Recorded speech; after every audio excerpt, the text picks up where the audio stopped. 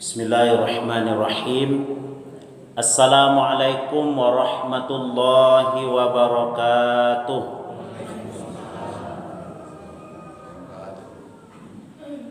Alhamdulillahi rabbil alamin. Wassalatu wassalamu ala asrafil anbiya'i wal mursalin Sayyidina wa habibina Muhammadin wa ala alihi wa sahbihi ajma'in. Ashhadu an la ilaha illallah wahdahu la syarikalah, lahu ma fis samawati wa ma fil ard, wa huwal azizul hakim. Wa ashhadu anna Muhammadan abduhu wa rasuluh, arsalahullahu basyiran wa nazira wa da'iyan ilallahi biiznihi wa sirajan munira. Asbahna wa asbahal mulku lillahi walhamdulillah, la ilaha illahu wa ilaihin nusur. Asbahna ala fitratil islam wa kalimatil ikhlas wa ala dini nabiyina Muhammadin sallallahu alaihi wasallam wa ala millati abina Ibrahim hanifa wa ma kana minal musyrikin. Subhanaka la ilma lana illa ma 'allamtana innaka antal alimul hakim. Rabbi shrah li sadri wa yassir li amri wahlul 'uqdatam min lisani yafqahu qawli, amma ba'du. Ma'asyiral muslimin, bapak-bapak, ibu-ibu, jamaah subuh rahimani wa rahimakumullah. Setinggi puji sedalam syukur senantiasa kita haturkan kehadirat Allah Subhanahu wa taala yang telah memberikan kepada kita begitu banyak kenikmatan dalam hidup ini. Baik nikmat itu sifatnya zahir maupun nikmat itu sifatnya batin.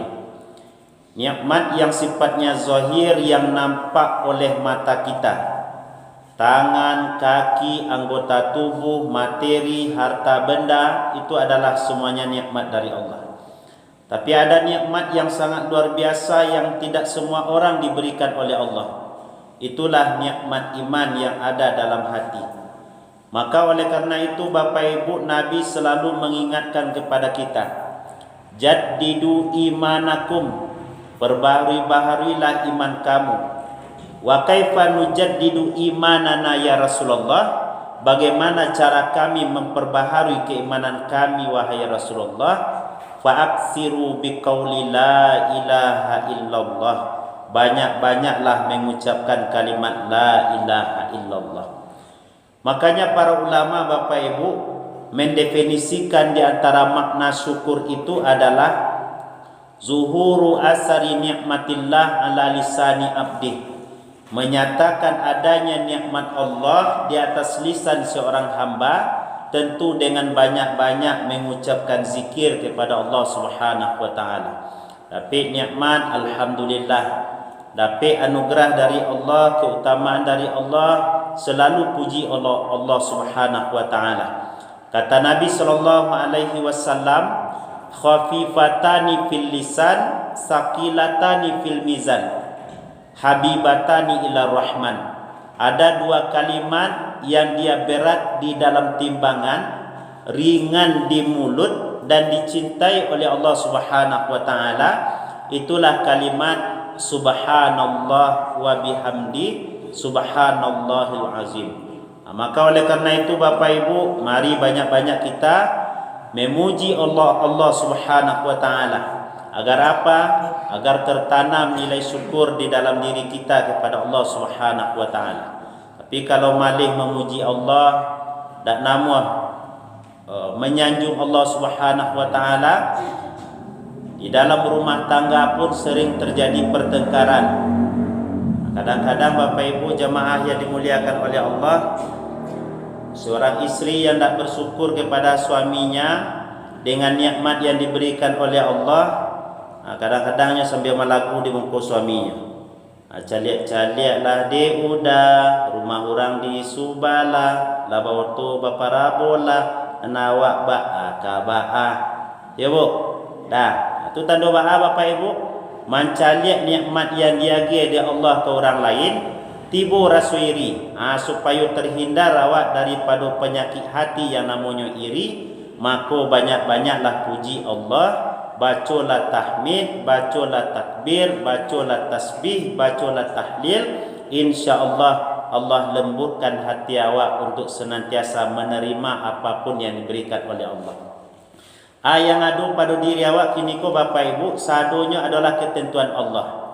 Ambo baku mudeko bantu ambo Bapak Ibu, kerana itu yang terbaik menurut Allah untuk ambo. Bayangkan kalau lebih gagah ambo pada itu Bapak Ibu, mungkin banyak stasiun TV yang melirik ambo. Ya bu, dah majak ambo syuting. Kalaulah syuting ambo, tentu kerja ambo shopping sudah tu lain. Kalaulah shopping kerja ambo, tentu traveling lah bu. Ya bu, keliling dunia boleh. Tapi alhamdulillah dek mantuak modeku yang dia kira Allah, sampai kini lai wasua bojo ibu. Mudah-mudahan dengan apa yang diberikan oleh Allah kepada awak, mampu menjadikan diri kita menjadi hamba yang bersyukur. Amin ya Allah ya Rabbal Alamin. Salawat dan salam kita mohonkan kepada Allah, semoga disampaikan semisal pahalanya buat seorang reformis Islam, figur sentral umat, suri tauladan bagi kita semuanya. Beliau adalah Nabi besar Muhammad sallallahu alaihi wasallam. Dengan mengucapkan Allahumma salli ala sayyidina Muhammad wa ala ali sayyidina Muhammad. Banyak-banyak kita bersolawat Bapak Ibu, karena di antara keutamaan solawat yang kita sampaikan melalui lisan kita, kata Nabi, man shalla alayya salatan wahidah sallallahu alaihi biha asra. Barang siapa yang bersolawat kepadaku satu kali solawat, maka Allah akan bersolawat untuk orang tersebut sebanyak 10 kali. Di dalam Al-Quran Bapak Ibu, Allah menyuruh kita solat, namun Allah tak solat.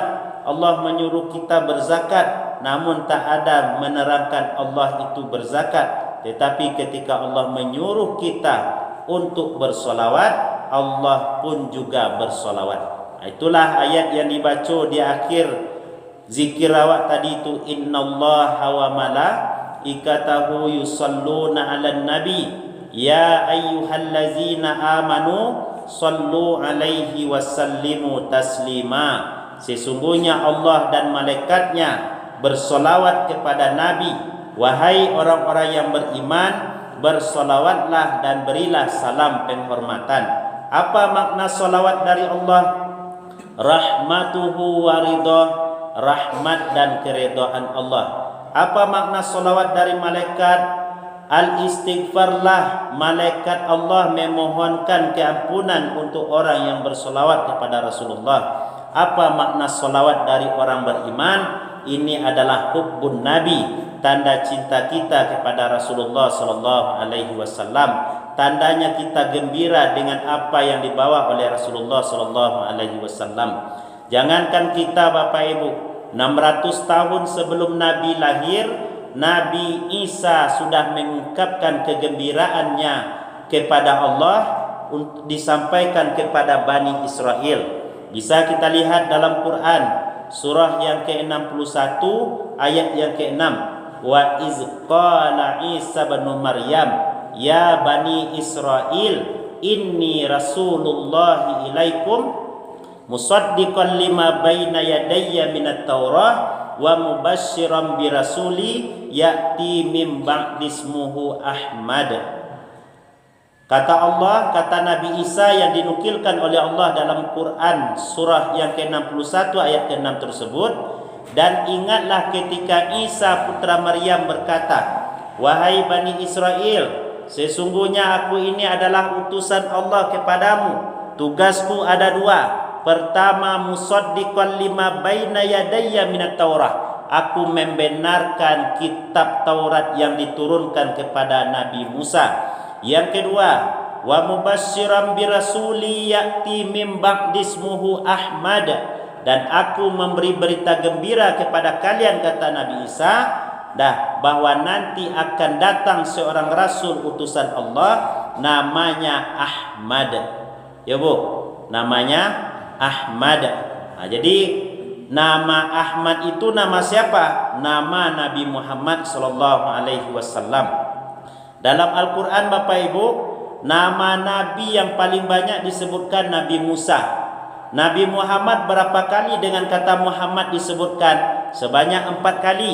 Bisa dilihat dalam Quran surat yang ketiga ayat 144, ayat surat yang ke-33 ayat 40, surat yang ke-47 ayat 2, dan surat yang ke-48 ayat 29. Bunyi ayatnya Ustaz. Kalau baca ayatnya tu lama aja begitu. Lah Bu, di antaranya ayatnya Bu, Muhammadur Rasulullah wallazina ma'ahu asyidda'u 'alal kuffar. Muhammad itu adalah utusan Allah. Nah, ketika Nabi Muhammad disebutkan namanya Muhammad, disebutkan pula oleh Allah nama kebesarannya dengan Rasulullah atau Nabi. Dalam Al-Quran Allah tidak ada memanggil Nabi Muhammad dengan Ya Muhammad. Nah, tapi kalau Nabi yang lain, bisa kita lihat, Ya Adam uskun anta wa zaujukal jannah, Ya Ibrahim, Ya Musa, Ya Isa bin Maryam. Ibu, tapi kalau Nabi Muhammad, Ya ayyuhan Nabi, Ya ayyuhar Rasul. Itu tanda Bapak Ibu, keutamaan yang diberikan oleh Allah kepada Nabi Muhammad sallallahu alaihi wasallam. Nama Nabi Muhammad dengan nama Ahmad hanya dalam satu surat tadi, ayat yang ke-6 surat yang ke-61 dengan nama Ahmad. Sehingga dia ada nama Ahmad di situ. Ada pula orang yang namanya Ahmad dah mengaku pulanya sebagai nabi akhir. Sebab Nabi Isa menyampaikan akan datang nanti wa mubasysyiran bi rasuli ya'ti min ba'di ismuhu Ahmad. Padahal yang dimaksud di situ adalah Nabi Muhammad. Jangankan 600 tahun sebelum Nabi Isa, sebelum Nabi Muhammad, lebih kurang 2000 tahun sebelum Nabi Muhammad, ada seorang Abul Anbiya, bapaknya para nabi, namanya Ibrahim alaihi salam. Nabi Ibrahim itu keturunannya ke bawah Bapak Ibu, itulah Nabi Muhammad sallallahu alaihi wasallam. Nabi Ibrahim itu kan ada istri beliau Sarah, anaknya Ishak. Ishak punya anak namanya Ishu dan Yakub. Yakub nanti melahirkan keturunan yang disebut dengan Bani Israel. Salah satu Bani Israel itu anak-anak Nabi Israel. Isra itu hamba, Il itu Tuhan atau Allah, gelar yang diberikan oleh Allah kepada Nabi Yakub. Salah satu dari Bani Israel itu namanya Yahuza, cikal bakalnya ke bawah Yahudi namanya. Sudah itu istri beliau yang kedua namanya Hajar, punya anak namanya Ismail. Ismail ko punya banyak, lebih kurang 2 bali anak beko, salah satu nama anaknya Nabit. Nabit tu ke bawah beko, lahirlah seorang nabi namanya Muhammad sallallahu alaihi wasallam. Kecil Nabi Ibrahim bisa dilihat dalam Quran surat yang kedua ayat 129. Rabbana wa ba'as fihim rasulam minhum yatslu alaihim ayatika wa yu'allimuhumul kitaba wal hikmah wa yuzakkihim. Apa kata Nabi Ibrahim? Wahai ya Allah, utuslah kepada mereka seorang rasul yang membacakan kepada mereka ayat-ayatmu, mengajarkan kepada mereka dan mensucikan mereka. Tak lain dan tak bukan yang dimaksud dengan rasul itu adalah Nabi Muhammad sallallahu alaihi wasallam. Bapak Ibu jamaah yang dimuliakan oleh Allah, mudah-mudahan dengan mencintai Rasulullah, membaca sejarah Rasul, banyak berselawat kepada Rasulullah, di dunia kita mendapatkan ketenteraman dan ketenangan, di akhirat nanti kita bersama dengan Rasulullah di dalam jannahnya Allah. Amin ya rabbal alamin. Bapak Ibu jamaah yang dimuliakan oleh Allah, kajian kita pada pagi hari ini berlandaskan kepada sebuah hadis Nabi sallallahu alaihi wasallam yang diriwayatkan oleh Imam Bukhari dari sahabat Abu Hurairah radhiyallahu anhu. Kata Abu Hurairah, su'ila Rasulullah sallallahu alaihi wasallam an aksari ma yudkhilun nas al jannah. An aksari ma yudkhilun nas al jannah. Rasulullah pernah ditanya orang, Bapak Ibu, tentang siapa yang banyak masuk ke dalam surganya Allah Subhanahu wa taala. Lalu Nabi sallallahu alaihi wasallam menjawab, yang banyak membuat orang masuk ke dalam surganya Allah adalah taqwallah wa husnul khuluq, bertakwa kepada Allah dan baik akhlak. Wa su'ila Rasulullah sallallahu alaihi wasallam an aksari ma yudkhilun nas annar. Kemudian Rasulullah ditanya orang tentang perkara apa yang banyak membawa orang ke dalam nerakanya Allah Subhanahu wa taala. Lalu Nabi sallallahu alaihi wasallam menjawab, al-famu wal faraju, mulut dan kemaluan, kata Nabi. Bapak Ibu jemaah yang dimuliakan oleh Allah, jadi yang banyak membuat orang masuk ke dalam surga, Bu. Pertama takwa, yang kedua adalah akhlak yang mulia. Yang banyak membawa orang ke dalam neraka, mulut dan kemaluan. Takwa, seluruh ibadah yang kita kerajukan, Bapak Ibu, muaranya takwa, tak terkecuali ibadah puasa yang kita lakukan. Makanya bunyi ayat itu, Bu, ya ayyuhallazina amanu kutiba alaikumus siyamu kama kutiba alal ladzina min qablikum la'allakum tattaqun. Ujung atau muara daripada ibadah puasa yang kita lakukan takwa. Demikian pula ibadah solat yang kita lakukan, infak yang kita kerjakan. Apa kata Allah di awal surah Al-Baqarah? Zalikal kitabu la raiba fihi hudan lil muttaqin. Quran itu tidak ada keraguan di dalamnya, menjadi petunjuk bagi orang yang bertakwa. Siapa orang yang bertakwa itu? Allazina yu'minuna bil ghaibi wa yuqimunas shalah, yaitu orang yang bertakwa itu orang yang beriman kepada yang gaib dan mendirikan salat. Wa mimma razaqnahum yunfikun, dan mereka menginfakkan sebagian rezeki yang kami berikan kepada mereka. Jadi amal ibadah ini seluruh muaranya adalah ketakwaan kepada Allah. Di dalam surah Al-Baqarah, di dalam surah Ali Imran, Allah katakan wa tazawwadu fa inna khairaz zadi taqwa. Berbekallah kamu, kata Allah, karena yang bekal yang paling terbaik itu adalah ketakwaan. Maka menjadi suatu rukun di dalam khutbah Jumat wasiat takwa, ya Bu.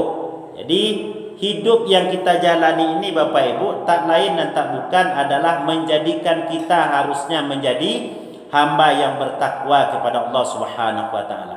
Hidup kita di dunia ini sebentar, namun nilai manfaatnya besar, Bapak Ibu. Bisa mengantarkan orang kepada takwa, sangat bisa. Kalau awak bandingkan umur kita dengan umur umat-umat sebelum Nabi Muhammad, umur awak termasuk yang pendek-pendek, orang no termasuk yang ketek-ketek, ya dah Bu. Kalau Nabi Adam dulu tu bara tinggi Nabi Adam, Bu, situna ziraan, 60 hesta. Satu hesta 50 cm. Berarti punya tu, Bu, 30 meter. 30 meter tinggi, Bu. Makin ke bawah makin kecil, makin ke bawah makin kecil, tahu Ibu. Ya Bu. Umur umat terdahulu, wak sabui sajalah yang fenomenal yang sering terdengar dia, Wak. Nabi Nuh berdakwah tu bara lamonya 950 tahun. Ya Bu. 950 tahun tu kalau di Bali kalau lah ado tu pajero tu Bu, capek otonya rusak pada orangnya meninggal. Kalau orang kini kan tidak dah Bu. Capek orangnya meninggal sementara otonya masih rancak, ya baru. Ya dah Bu. Jadi umur umat terdahulu panjang-panjang. Umur umat Nabi Muhammad pendek-pendek. Akmaru ummati ma baina sittin ila sab'in wa aqalluhum ma yajuzu zalika. Umur umatku, kata Nabi, antara 60 dan 70 tahun. Sakitik na lebih pada itunya. Dah bisa 80-an, bisa 90-an. Kan tak do tadangan ibu dah. Inna lillahi wa inna ilaihi rajiun. Telah berpulang ke rahmatullah. Si anu umur 600 tahun. Kan tak ada bu ya. Dah, antara kau dipulai kau lain. Dah, kalau tampai ambo tak ada taranga pernah ambo nangar. Dah, paling orang meninggal ya sekitar 60 atau 70 tahun. Kalaupun ada lebih pada itu 90 tahun, 100 tahun, itu cik-cik na bu. Dari sekian ratus orang, palingan ada kat cik beko yang umur 90 tahun. Tapi yang namanya kematian tu ndak mesti mode itu doh antara 60 atau 70 tahun tu rata-ratanya. Mumbang jatuh kalapu jatuh sampai puluh umurnya sakit meninggal. Ndak mesti menunggu sakit doh. Tak kali cek saya di kamar mandi badan sehat meninggal yo. Dah, ndak mesti mode itu doh. Ada yang sedang galak ke buah hati senang gembira ria. Dah, meninggal yo. Dah, tandonya bah Bapak Ibu kehidupan awak ko umur awak yo ndak panjang-panjang, tapi di saat aktivitas amalan yang diperintahkan oleh Allah kalau awak lakukan, insyaallah amal ibadah awak melebihi daripada umur umat Nabi dan Rasul atau umur umat terdahulu. Ya Bu, awak contohkan seperti bulan Ramadan. Dalam bulan Ramadan ada satu malam lebih baik dari 1000 bulan. Bara 1000 bulan tu Ustaz kalau dikalikan dikalkulasikan kaum orang lebih kurang 83 tahun Bu. Sementara tadi Nabi mengecehan antara 60 atau 70 tahun. 83 tahun tu lah lebih dari 70 atau Bu. Cik Ramadan tu Bu. Cik Ramadan kalau wasuh deh Bu tu. Bayangkan kalau umur kita 50 tahun kurang jatah taklif atau masih anak-anak 5 balik tahun. Berarti lah 5 balik tahun katakan baru dihukum dengan hukum taklifi, hukum syar'i. 50 kurang 5 balik 35 kali 35 kali Ramadan. Kan 35 kali Ramadan tiba itu. Nah, cik Ramadan tu 83 tahun, 35 kali 83 Bu. Kat situ kali-kali no Bu. Dia barato Bu. Sekian ribu tahun jadinya Bu.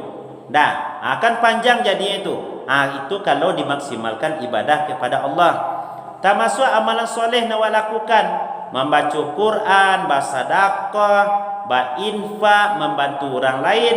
Asa kurang-kurangnya ndak do pitiwa untuk bersedekah kai. Senyum saja ibu gambo tu buat itulah dapat pahala ibu tu. Ya Bu. Tabassuka fi wajhi akhika sedekah. Senyummu pada saudaramu adalah sedekah. Awak gak payah senyum ke Ustaz. Apalagi bulan puasa ke Ustaz. Baca rohnya lain. Banyak-banyak berzikir. Inna bikulli tasbihatin sadaqah. Setiap tasbih subhanallah. Itu sadaqah tu kecil Nabi. Wa bikulli takbiratin sadaqah. Setiap takbir yang ibu baca itu sadaqah. Allahu Akbar. Wa bikulli tahmidatin sadaqah. Setiap tahmid. Tahmid apa? Alhamdulillah sadaqah. Wa bi kulli tahlilatin sadaqah. Setiap tahlil yang dibaca itu sedekah kata Nabi. Jadi tak ada pitiok sedekah Ustaz. Ayo senyum bisa yo. Ya Bu.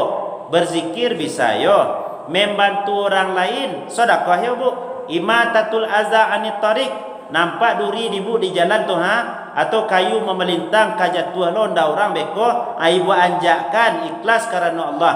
Itu ibu lah sedekah ya Bu. Jadi banyak jalan kebaikan yang bisa kita lakukan Bapak Ibu untuk menggapai derajat takwa di sisi Allah Subhanahu wa taala.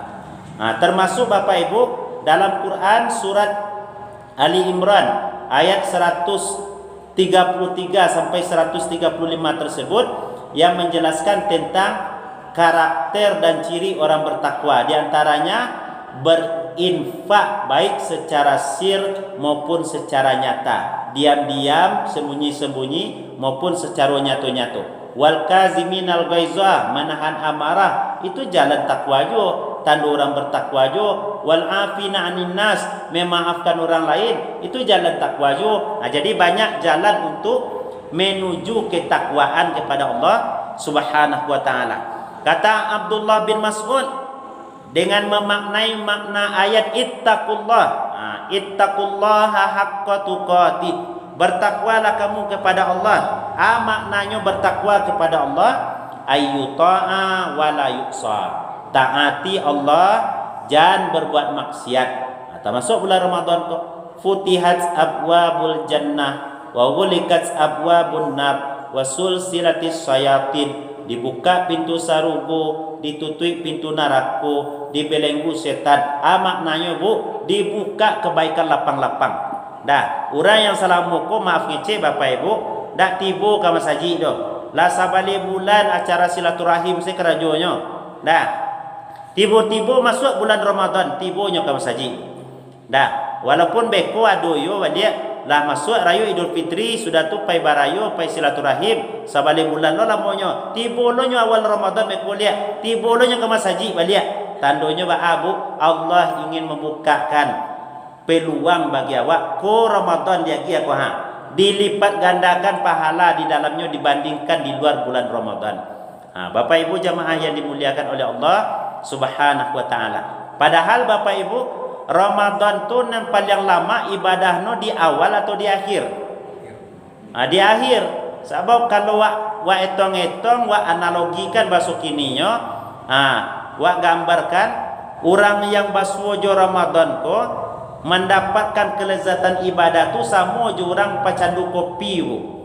Orang pecandu kopi makin ke ujung Ramadan ko makin lasuh dinya. Makin ke ujung Ramadan ko makin takana dinya nak mengkatamkan Quran, nak beriktikaf, nak selalu hadir dalam majlis ilmu yang keutamaannya besar. Awak pagi ku beribadah saja bu, dah itu berlebih berkurang ibadah kita kepada Allah. Solat berjamaah lai sama di masjid ustaz, okey lai. Dah, tapi kan tak satu orang lo ketika ustaz ceramah duduk dalam masjid dah. Berarti ada nilai plus bagi ibu. Dah, orang yang keluar bukan orang tu berdosa indah sebab itu kan ibadah sunnah, tapi ada nilai tambah dari Allah. Sebab yang membuat awak cinta kepada Allah tu apa bu?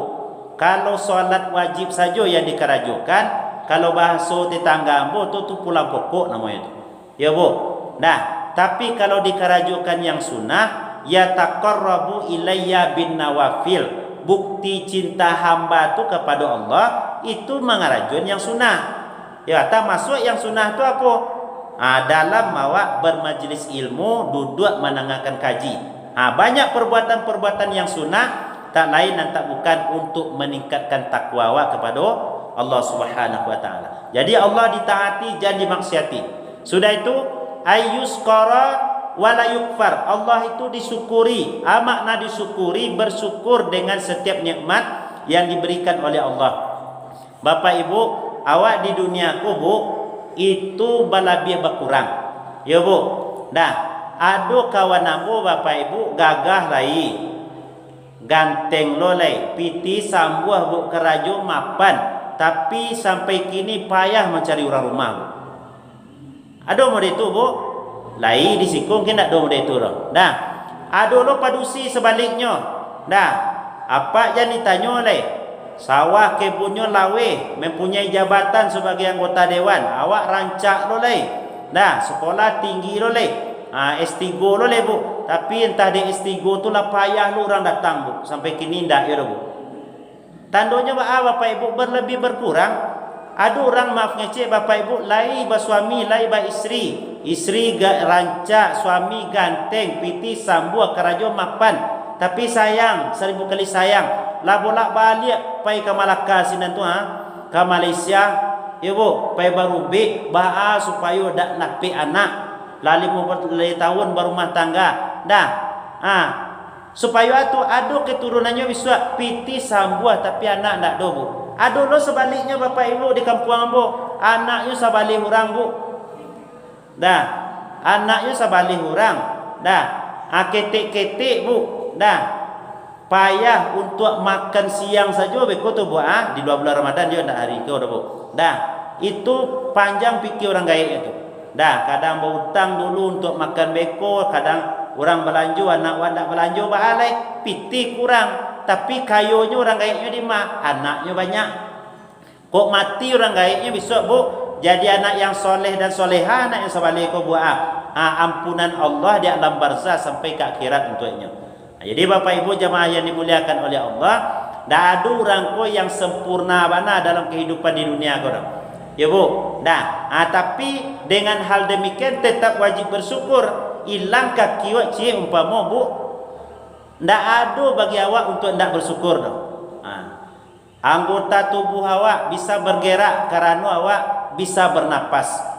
Orang bernapas tu Bapak Ibu membutuhkan oksigen dan nitrogen. Oksigen kalau di Bali di rumah sakit latala 10.000 Bu. Dalam sehari bara liternya mayuri oksigen. Lebih kurang 2.000 liter awak mayuri oksigen 2.000. 2.000 kali 10.000 berapa Bu? Ndak usah lo Bu cari gini dulu. Nah, alun nitrogennya lah. Nitrogen Bu kalau baranti Bu di pom bensin tu ada mereknya nitrogen beko tu. Cik Banuto tu Bu 5.000 tu. 10.000. Ya 5.000. Dah. Banuto di siurang tu Bu Dah, awak gratis dia guys yang malam dia Allah. Dah. Jadi ndak ada alasan bagi kita manusia untuk ndak bersyukur sebenarnya. Jadi baca bertakwa kepada Allah, syukuri nikmat yang dibagikan dia Allah. Jauhi sifat kufur. Kalau lah dijauhi sifat kufur Bapak Ibu, insya-Allah lahir sifat syukur. Kalau lah bersyukur awak, nilai takwa makin hari makin bertambah. Yang ketiga makna takwa kata Abdullah bin Mas'ud adalah ayyuzkara wa la yunsa. Ingat Allah tarwi, jangan lupakan Allah. Baca rumah ingat Allah itu diingatkan melalui kumandang azan. Kalau lah azan orang awak rapi berhenti dulu. Awak sedang acara berhenti dulu. Awak adu iko berhenti dulu. Penuhi panggilan Allah. Dah. Kadang-kadang panggilan makhluk dipenuhi basi gagih awak. Ketika panggilan Allah bekola, sentala, cahlah. Ya Bu. Dah. Ada orang Bapak Ibu rumahnya lantai 3. Rumahnya lantai 3. Amaknya tiba di atas, HP tinggal di bawah, anaknya sedang di bawah. Babunyi HP go. Dah. Langsung siapa nelpon tu kawan ama. Langsungnya pelari dari tiga awak. Dah. Dek tandu penting tu Bu. Dah. Itu untuk lain nak jatuh, aku jatuh kan kadang tu masalahnya tu. Dah. Tapi ada panggilan Allah diabaikan saja di orang. Dengan alasan ikolah. Padahal dunia ko Bapak Ibu, dunia ko sakiti nilainya bagi awak. Barang nikmat dunia tu Bapak Ibu kece Nabi mad dunya fil akhirah illa mislu ma yaj'alu ahadukum usbu'a fil yam. Nikmat dunia itu laksana ibu pai ke pantai Angsoduo, ke pulau Angsoduo. Kan naik sapan buat ibu ya. Naik perahu tongkang tu Bu ya. Sudah itu ibu sambil galak-galak, ibu masukkan jari ibu ke dalam lawi itu. Sudah itu ibu angke, kan manitiak jari jari aku kat satitik dua titik tu. Satitik dua titik itulah Bu nikmat dunia kecil Nabi. Dibandingkan lawihnya samudra yang begitu luas. Jadi nikmat akhirat tu nikmat akhirat tu luas Bapak Ibu. Dunia ko dengan 2 rakaat solat fajar saja bisa dikalahkan Bapak Ibu. Makanya Nabi mengecehan rak'atani minal fajri khairum minad dunya wa ma fiha. 2 rakaat solat fajar yang dilakukan itu lebih baik dari dunia dan seisinya.